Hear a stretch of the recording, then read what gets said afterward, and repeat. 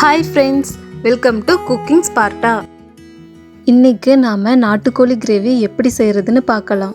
இந்த நாட்டுக்கோழி கிரேவி செஞ்சு சாப்பிட்டு பாருங்க, ரெஸ்டாரண்ட்ல சாப்பிட்ற அதே டேஸ்ட்லயே இருக்குங்க.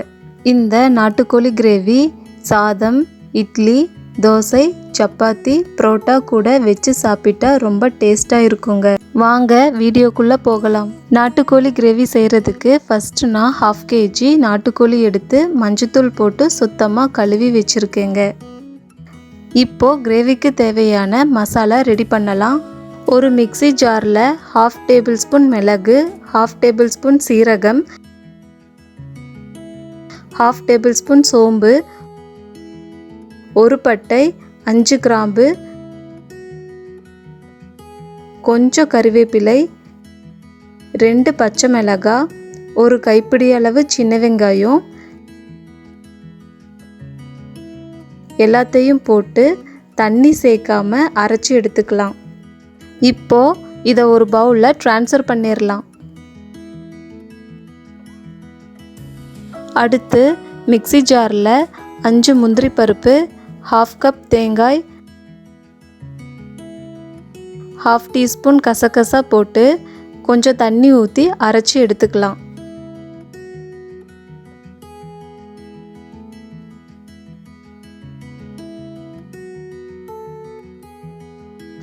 மசாலா ரெடி பண்ணதுக்கு அப்புறமா குக்கரை அடுப்பில் வச்சு குக்கர் சூடானதும் 2 டேபிள்ஸ்பூன் எண்ணெய் ஊற்றிக்கலாம்.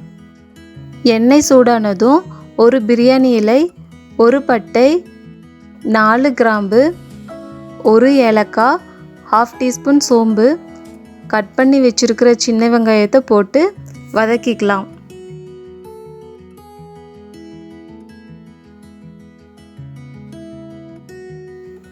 இப்போ 2 வரமிளகாய், 2 டீஸ்பூன் இஞ்சி பூண்டு பேஸ்ட் போட்டு பச்சை வாசனை போகிற வரைக்கும் நல்லா வதக்கிக்கோங்க.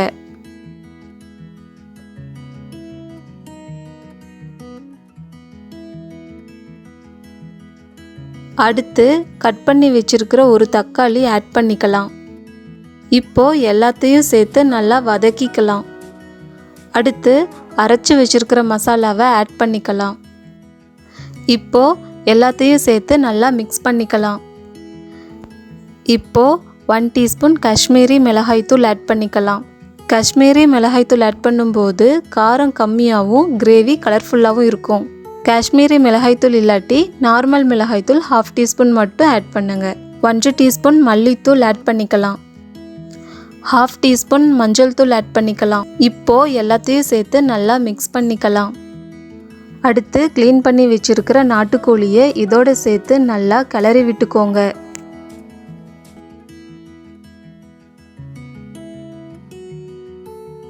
இப்போ 1 டீஸ்பூன் கல்லுப்பு போட்டு சிக்கனை நல்லா மிக்ஸ் பண்ணிக்கலாம். சிக்கனை வேக வைக்கிறதுக்கு 3 டம்ளர் தண்ணி சேர்த்துக்கலாம். எல்லாத்தையும் நல்லா மிக்ஸ் பண்ணிட்டு குக்கரை மூடி வச்சு 5 விசில் விடுங்க.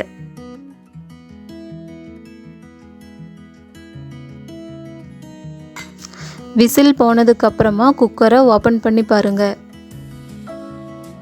சிக்கன் அருமையாக வெந்திருக்குங்க. இப்போ தண்ணி கொஞ்சம் அதிகமாக இருக்கிறதால கொஞ்சம் சுண்ட வச்சிடலாங்க. அடுத்து அரைச்சி வச்சிருக்கிற தேங்காய் பேஸ்ட்டை ஆட் பண்ணிக்கலாம். தேங்காய் பேஸ்ட் ஆட் பண்ணதுக்கு அப்புறமா கிரேவியை கொஞ்சம் கொதிக்க விடலாம். கடைசியாக கொஞ்சம் கறிவேப்பிலை, கொஞ்சம் கொத்தமல்லி தழை ஆட் பண்ணிக்கலாம். கமகமன்னு மணமா நாட்டுக்கோழி கிரேவி ரெடி. இதை ஒரு பவுலில் ட்ரான்ஸ்ஃபர் பண்ணி சர்வ் பண்ணலாம். இந்த நாட்டுக்கோழி கிரேவி செஞ்சு பாருங்க, வீட்டில் இருக்கிற எல்லாரும் விரும்பி சாப்பிடுவாங்க. நீங்கள் செஞ்சு பார்த்துட்டு உங்கள் ஃபீட்பேக்கை கமெண்ட் பாக்ஸில் சொல்லுங்கள்.